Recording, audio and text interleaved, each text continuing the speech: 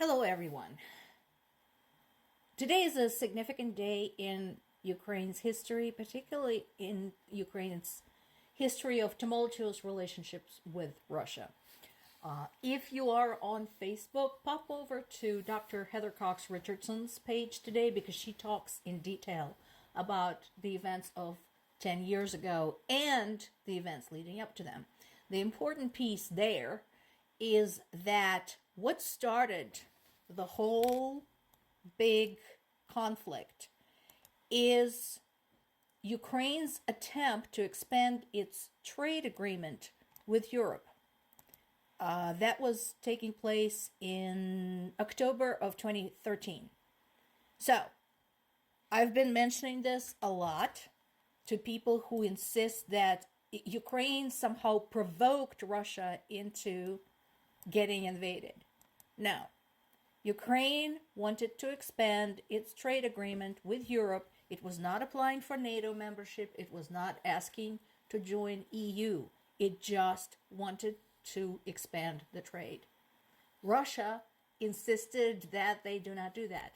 And that's when this whole thing started, and we had the overthrow of Yanukovych and Maidan, the war of decency, and so on and so on. So, like I said, read up on that. This is 10-year anniversary. People died, the Heavenly Hundred, as they were referred to. That is where the roots of today's conflict lie. President Biden insists that the aid package to Ukraine will eventually get passed. I don't see how that's happening. I want to know where his optimism is coming from. I really do. I want it passed too. And, the fact that Speaker Johnson let everybody go on break until February 28th without letting this even to be voted on, letting this to the floor, that is despicable. So I want to know how this is going to happen.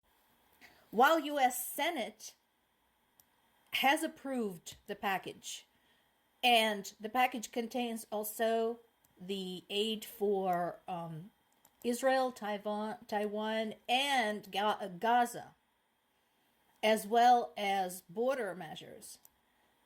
The bill keeps dying on the House Representatives floor. So I want to know.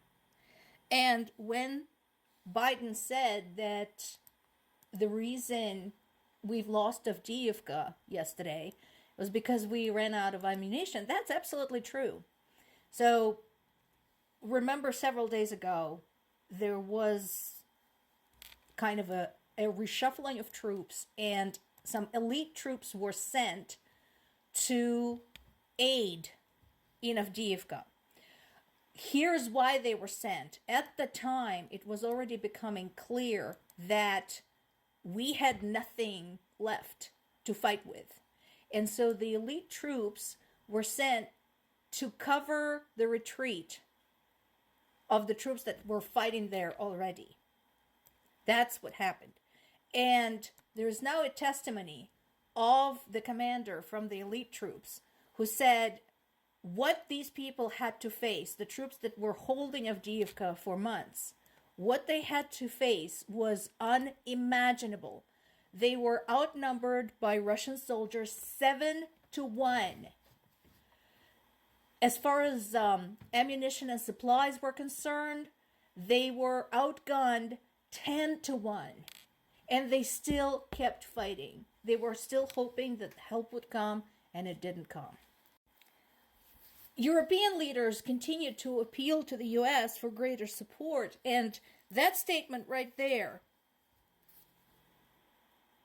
that U.S. is suffering from a colossal failure of imagination by thinking that Russian war in Ukraine is not going to get to them. That is what a lot of us covering this war for the last 2 years and the events in Ukraine for the last 10 years. We've been saying this entire time. If you think today that this is not going to affect you tomorrow, you're wrong. Now, this is from Forbes, and this is good news. So one of the biggest things, one of the biggest events in the war has been how much damage Ukrainians were able to deal, destroying not just Russian troops, but Russian equipment, airplanes, ships, tanks, and so on. So the fact that after all is said and done, even with antiquated equipment, some of it is quite old, Ukraine still has 1,000 tanks left. That is amazing. But again, just like anything else, from a Soviet era tank to the most modern, sophisticated anti-aircraft defense system, without fuel, without ammunition, all of that turns into just like an expensive heap of metal. Now, this is what we know today. And again, if you are into war history, into history in general, read that. It's a good article. It tells you what we have, basically, what we're working with here. So, like I said, this is in Forbes today.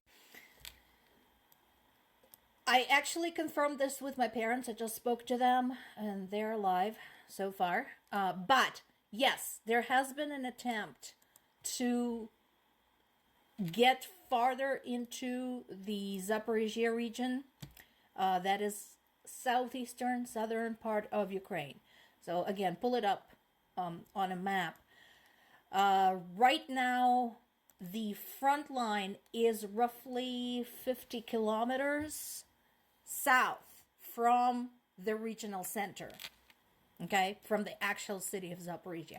So there's been an attempt to get farther into the region.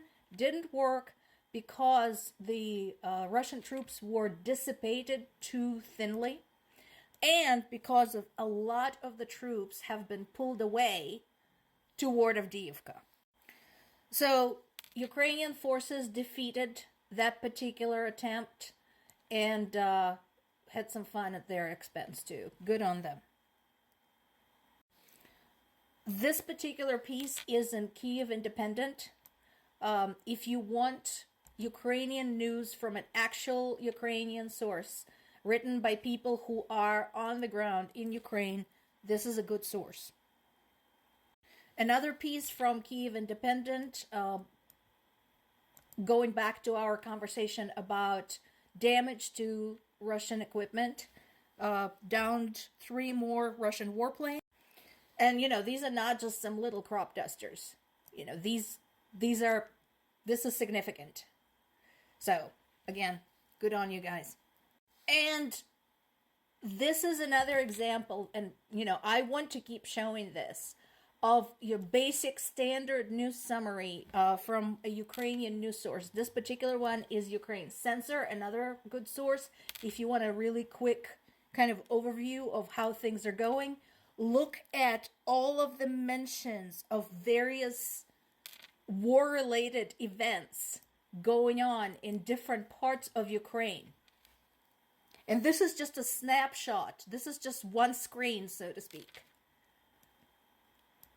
This doesn't even go into the detail. So this is what Ukrainian people have to deal with every single day, including my parents.